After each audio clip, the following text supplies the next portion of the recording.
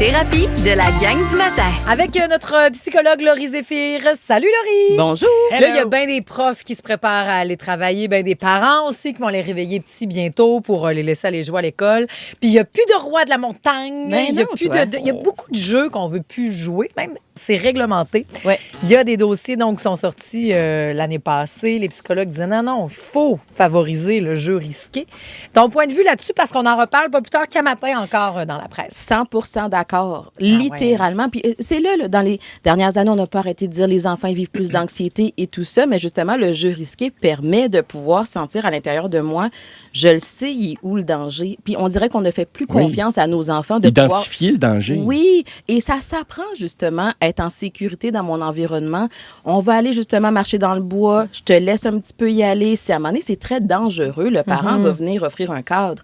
Mais là, on est rendu dans la surprotection. Ouais. On veut même pas qu'il soit face ou ressentir un petit peu plus tu sais, la petite boule dans le ventre de je viens de vivre quelque chose. Puis l'exemple très clair, c'était on va passer toujours devant nos enfants, on va tasser les branches, pas qu'ils se fassent fouetter par une, ou pour pas qu'ils se mettent les pieds là. Attends, m'a passé. À un moment donné, il faut reculer, laisser taper une trail. Absolument. Puis ça leur permet à eux de se sentir confiants et fiers dans leur propre environnement. Des fois, on l'oublie, mais nous, on a pu apprendre ça en faisant des expériences. Puis des fois, on s'est dit, mon Dieu, ça, c'est un petit peu dangereux. Ouais. Mais c'est comme ça qu'on l'a appris. Là...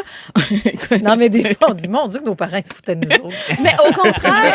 Aujourd'hui, c'est ça. Au contraire. Au contraire, moi, j'ai l'impression que nos parents nous faisaient confiance. Fait qu'ils se disaient, des enfants, ça joue. On les laisse aller, on les laisse découvrir. Puis il y a vraiment un monde autour du jeu. Aujourd'hui, le parent essaie de s'immiscer lui-même dans le jeu, de dire c'est quoi les règles, de décider. Mais on voit après ça que les enfants ont plus de difficultés avec la résolution de conflits, être capable de se sentir, de voir dans leur environnement là, où sont les choses, de pouvoir collaborer aussi. C'est ça que ça permet le jeu risqué. Donc, tu parles de la boule dans le ventre de l'enfant qui dit « Oh mon Dieu, je viens de vivre quelque chose », mais il faut aussi, comme parents, accepter de nous aussi d'avoir une boule dans le ventre. Absolument. Tu sais, je pense à mes boys qui voulaient, plus jeunes, aller se sculpter avec un canif, c'est un bout de bois, une espèce de lance pour jouer au chasseur, puis je sais pas quoi. Puis là, tu fais « Ah ouais, là, t'as un canif, mon grand, t'as juste 9 ans, 10 ans, on dirait que ça m'inquiète. » Mais au pire, il se coupera, c'est tout ça qu'il faut se dire. Exact. Des fois, il faut aller au fond de ce scénario-là. De quoi j'ai peur? Je reprends Pierre-François tantôt qui était comme, OK, là, je pense à la voiture qui va sortir, qui va pas les voir. Je veux dire, je peux pas vous dire aujourd'hui que ça n'arrive pas des accidents, ça n'arrive pas des blessures, mais ce qu'on voit, c'est le risque, il est pas si présent que ça. Dans la majorité des cas, ça se passe bien.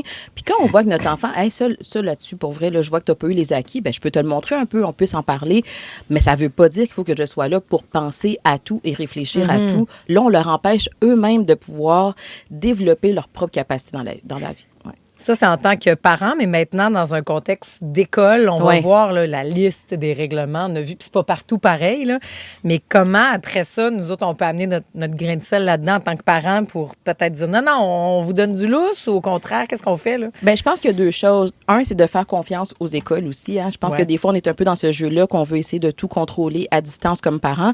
Mais de deux, de pouvoir aller s'investir dans les conseils d'établissement, par exemple, puis dire au directeur d'école ou directrice d'école, nous, on aimerait ça. On aimerait ça qu'il y ait des buts dans la cour. On aimerait ça qu'il y ait des choses pour que les enfants puissent jouer. Qu'on lance de la neige. Ben oui. Puis quand ça arrive, de faire comme, hey, c'est correct, on le sait qu'ils ont joué. On dirait que des fois, les parents ont oublié la notion que quand on leur empêche, puis qu'on met autant d'interdictions, on empêche aux enfants de jouer. Puis c'est vraiment la base de l'enfance, de pouvoir s'adonner à ces activités-là, au-delà de la blessure, au-delà de qu'est-ce qui pourrait arriver, au-delà de si ça fait mal. Ce que je disais ce week-end, c'est qu'on légifère beaucoup dans les jeux scolaires ou dans les cours d'école pour aider les surveillants qui ont un surnombre d'élèves à surveiller en sous-nombre, eux, qu'ils sont.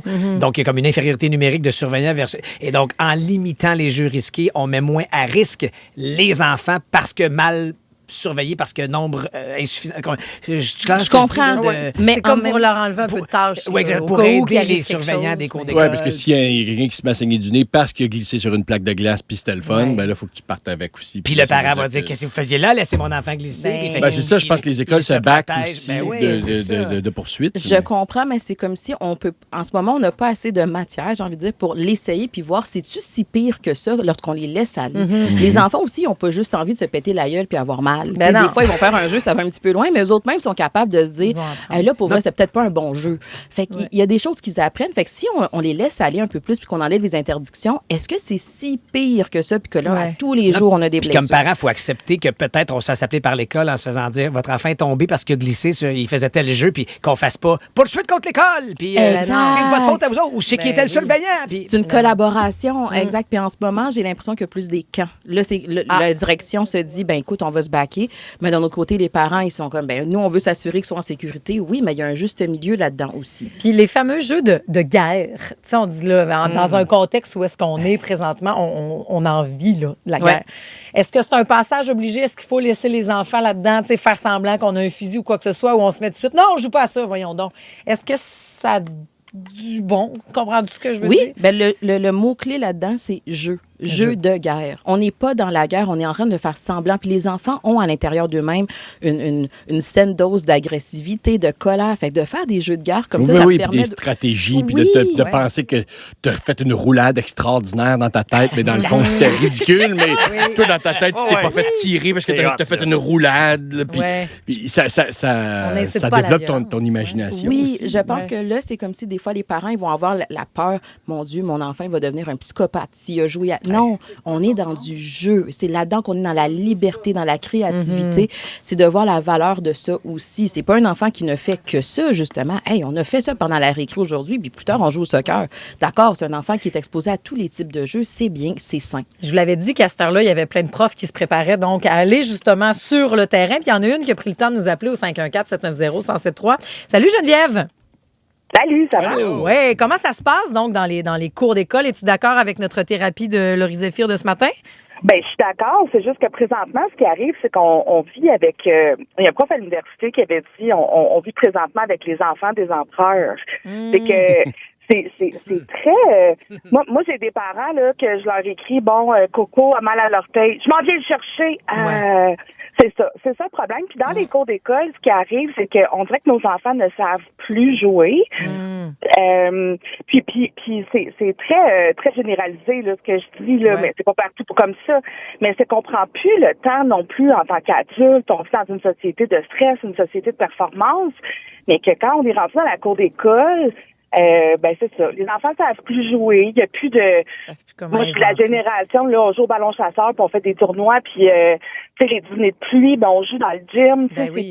C'est Puis plus le comme... ballon, il arrive fort au ballon chasseur. moi, Des fois, t'as une marque sur la cuisse. Ma cour au primaire, moi, je me souviens, il fallait que tu te watches. Là. Ben ouais.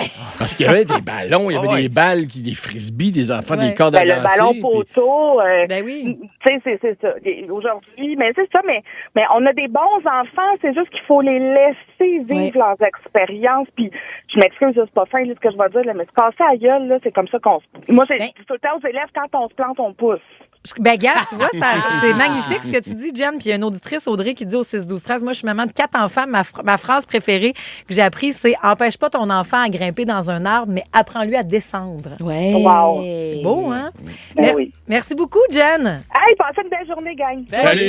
Bonne journée. Puis merci encore une fois, José, qui va résumer ce qu'on vient de passer au 6-12-13. Elle dit « Je l'aime, moi, elle. » Puis elle parlait de toi, Laurie. Elle parlait de Laurie Zéphir qui est avec nous chaque lundi matin. Merci d'éveiller cette conscience-là aujourd'hui. Merci, Laurie. Merci.